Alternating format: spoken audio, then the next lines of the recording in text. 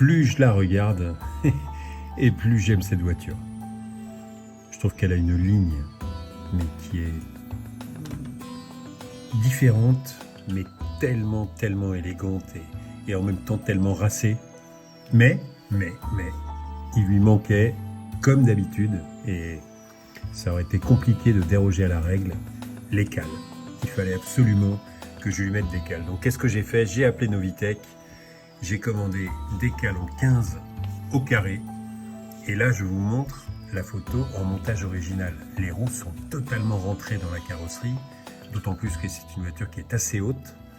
Je n'ai jamais compris pourquoi les marques mettaient un montage aussi intégré dans les ailes, alors que c'est tellement plus beau de venir à fleur, d'autant plus qu'elle a le kit Assetto Fiorano avec les appendices carbone aéro qui élargissent un peu l'avant.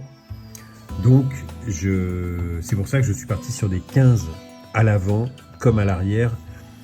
On me conseillait plutôt 12, mais je pense que le 15 au carré, je suis resté sur cette idée et je pense que je suis vraiment sur la bonne combinaison.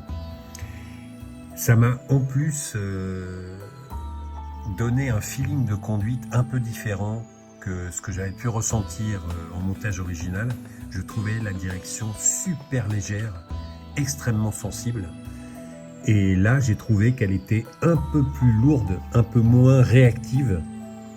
Enfin, plus dans mes normes, plus proche de ce que j'ai l'habitude de ressentir avec la 488. Toujours est-il que le côté esthétique pour moi est extrêmement important. J'ai besoin d'avoir une voiture qui me plaît. Et donc j'ai monté les cales moi-même. Ça m'a permis de voir un petit peu comment était montée la 296 par rapport à la 488. Donc on est sur des combinés filetés, hein, on est sur le même principe. Mais qui sont, qui laissent une course extrêmement importante pour pouvoir la rabaisser. Alors je ne l'ai pas fait. Je vais essayer de l'appréhender doucement mais sûrement en essayant de voir dans les compressions, dans les grosses compressions, si elle est bien, sachant que on voit là la 296 que j'avais rabaissée qui avait quand même tout de suite une autre allure. Là on est toujours en montage original hauteur de caisse standard. Il est fort possible quand même que je la baisse peut-être de 10 ou 15 mm, juste histoire de la poser un peu plus.